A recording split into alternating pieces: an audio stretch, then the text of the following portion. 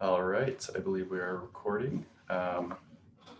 It is January 21st, 2022. Welcome to the Provider AWS meeting. So to kick off 2022, we were going to change the format a little bit, do a little bit more project updates at the beginning of the meeting. And we'll try to do a better job of recording and publishing this year. What do you think about that, Justin? Good goal. Good goal. I like it. New Year's resolutions. Yeah, exactly. Starting off strong. So I'll go ahead and go first. So for the cloud provider AWS, we had a 123 alpha release, and I think all the PRs for that are merged, but I will double check after I finish the update. So yeah, I think that's the really the only thing I have. Other than that, let's see. Justin, do you want to say anything for kOps? I don't know. I mean, I think maybe John might want to do things. I think we've done a ton recently around IPv6, particularly on AWS. I think John can probably tell us exactly where we are, and I think that's been driving a lot of the things we've been looking at. Like I see John has 2 items there around LVC, which I assume are might have been about IPv6. John, do you want to jump in? Okay.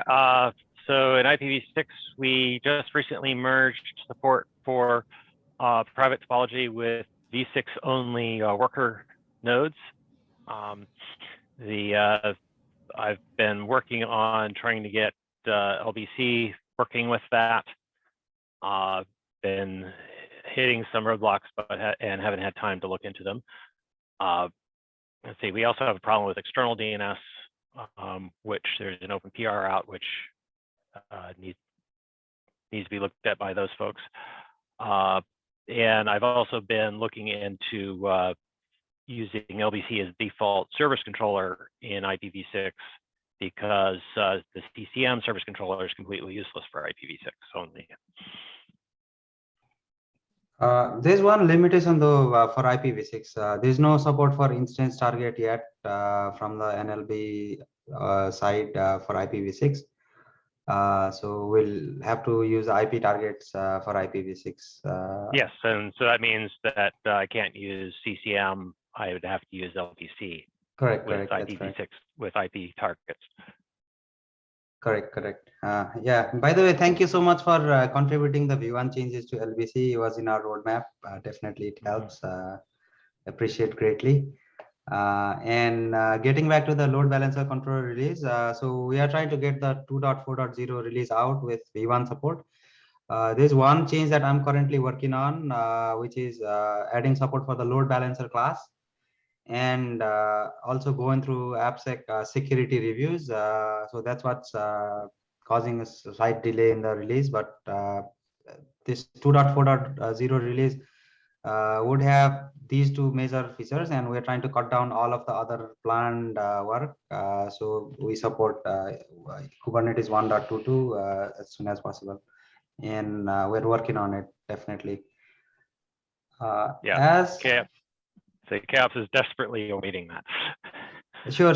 Yeah, I will try to do whatever possible from my end to meet the dates.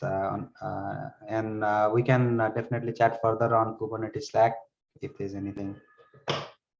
For making the load balancer controller as default service controller, that will take some time. Because it's an optional component, so we'd have to look through what all work is involved there. Unfortunately, for other IPv4 customers, there's no way that we can make it default, right? Because customers have to take some action after the cluster comes up. What I'm hoping is with the support for load balancer class, we can at least say without annotations, for certain load balancer class, it will be reconciled exclusively by the load balancer controller. That's where I want to begin. And for the long term, we still need to work with the cloud controller manager and load balancer controller story. I think that's where we have some gap right now. We need to focus on that story. So talking about LBC and IPv6, see that we're going to need two features. One, we're going to need it to be able to just take on being the default service controller, which is my OpenPR. And then we are also going to need a feature so that it defaults the load balancers to dual stack. And I think that's a separate PR. Okay, But, we can. But you know, kOps would just in an IPv6 cluster, it would just we would have it automatically shut off the service controller in TCM and automatically configure LBC to be the default service controller. Okay.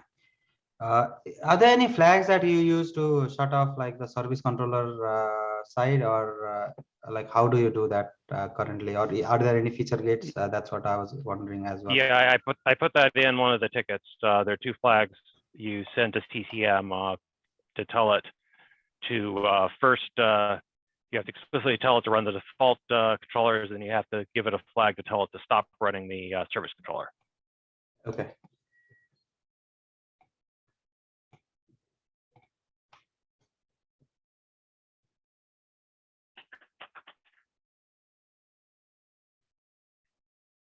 But yeah, pretty much any IPv6 only or cluster with IPv6 only pod network is going to want to turn off the TCM service controller because it just doesn't do anything. Yeah, correct. I mean, customers have to take some action to make it work, right? So, which is not something we want. We want something to work out of the box, of course. It's going to be a nice usability improvement if we do this.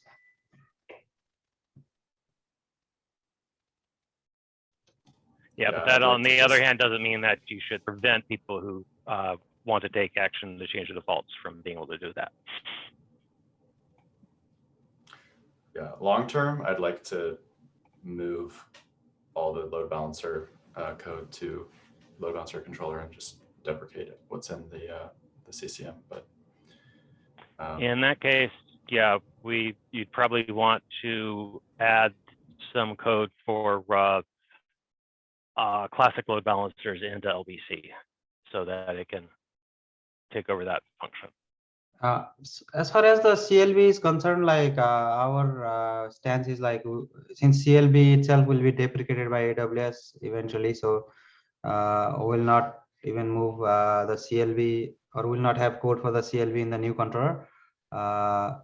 We'll specifically focus on NLB. That's what our long-term plan is. Yeah, unfortunately, there's still some stuff that NLB still has some shortcomings compared to correct. Security groups and like the hairpin issue. I mean, we are working with the NLB folks as well, see like how they can provide us a solution, and we're definitely working on those as well.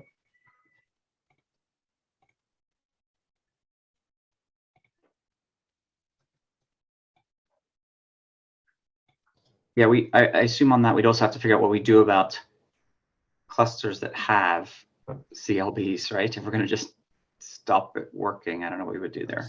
So CCM, so that's the reason why we can't completely move to LBC. We still have some role from the CCM side, and like the way that I have thought about it is, for existing service, CCM will continue to provision and update the CLBs, but for new services, we can provision NLB, and then what role CCM plays in that, or do we want to entirely offload to LBC? Still, we haven't have clarity on that yet.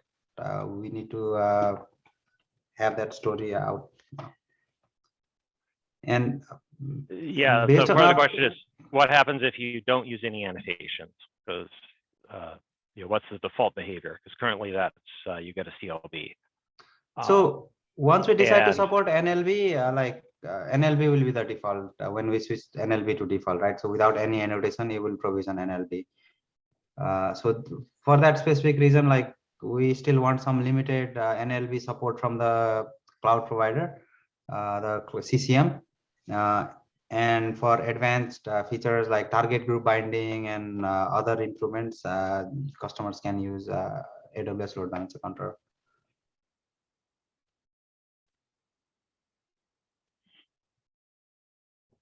Because I'm thinking the long term you want to go to is that CCM doesn't have any load balancer. It doesn't have a service controller.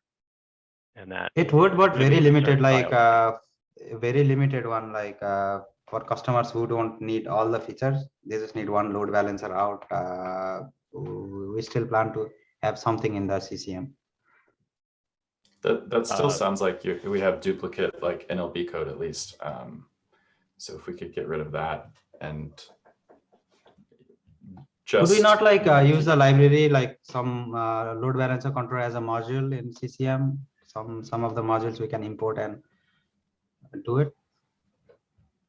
At least like that will minimize the amount of code that we have to write for CCM.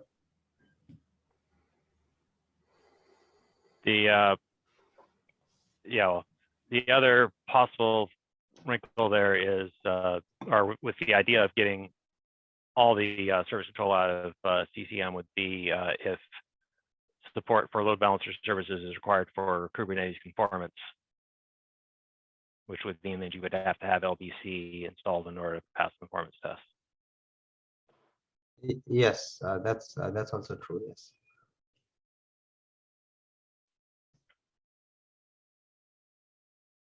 Yeah, I mean, if we do this, LBC is going to need to be more like always installed component.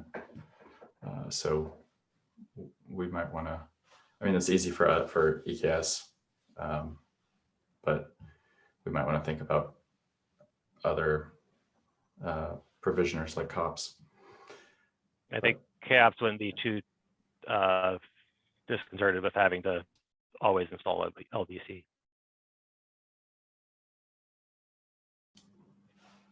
Yeah. Cool.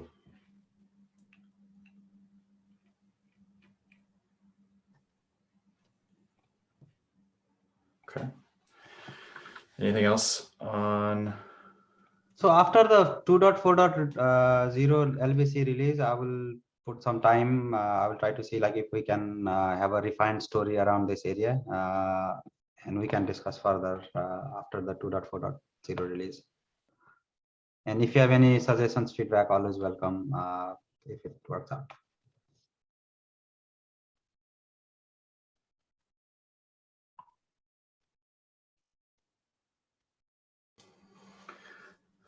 All right. So else, Pratik, do you guys want to give an update on Karpenter or anything else that you happen to be working on? Hey, I can say hi, I'm Ellis. I work at AWS on scalability in the Karpenter project. I've been bugging Nick over the last year for any AWS Cloud Provider questions or feature requests. So I guess I have a little bit of tangential experience with you guys, but it's kind of fun to sit in on another SIG and see what it's like. I don't think I have too much to announce about Karpenter. I expect you guys probably don't even know what the project is. It's we know it. You know it? Okay, cool. Yeah, it's an open source vendor neutral Kubernetes native autoscaler, creates the nodes directly as opposed to using autoscaling groups. Has its own cloud provider API, which we've tried really hard to refine. We're about to go through the whole entry out of tree problem for various cloud providers. Luckily, it's not that big of a problem yet. But yeah, I think the most interesting thing about me or about the AWS Cloud Provider for me is just being able to refine things around the node startup process to make things more smooth for autoscaling. So for example, right now, nodes are named using the public DNS or the private DNS name, which requires an extra API call to EC2, given an instance ID to ask what that is. And there's some race conditions where sometimes EC2 takes 15 seconds to even populate that value. So we have to handle all the timeouts and backoffs and make sure that we can get that public or that private DNS name, the node name. But if it was just the instance ID, which I think is the path that you guys have been going down, it just works immediately with no problems. So there's various things like that I think are potentially opportunities for our projects to align to improve the customer experience. But other than that, I don't have any major asks. I'm just kind of here to see what's going on. Yeah, I would say kOps, if you're running TCM 123 or newer, and that may go down to 122, will use RBN for all nodes. So. Yeah, Marcus from the kOps team implemented support for RBN in Karpenter. I'm sure you know who he is as well. Yeah. Yeah, our main concern with Karpenter right now is there's noise about removing support for custom launch templates, and we absolutely rely on them. Yeah, that's a big, long conversation our two projects need to have together, I think, perhaps with a wider audience than just myself and Marcus too. Yeah.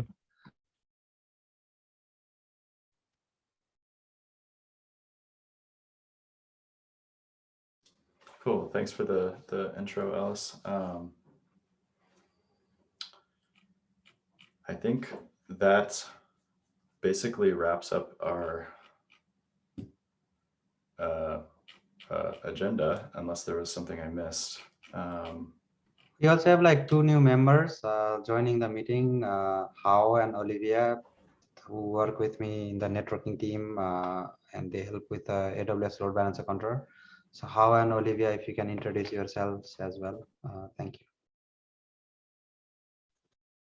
Hey, good morning, everyone. This is Hao. I'm from the EKS networking team. Just to join this project to work with Kishore on the Load Balancer Controller. Nice to meet you guys.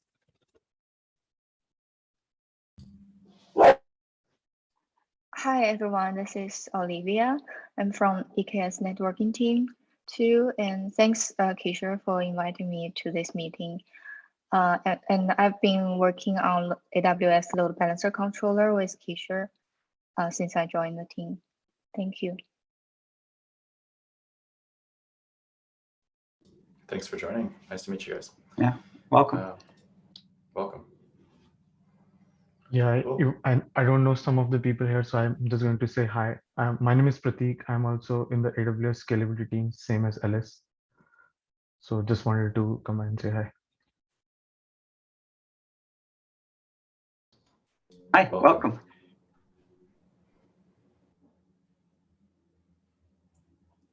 All right. Well, thanks everybody for joining. I think that wraps up our agenda. So we'll see you in 2 weeks. Thank you.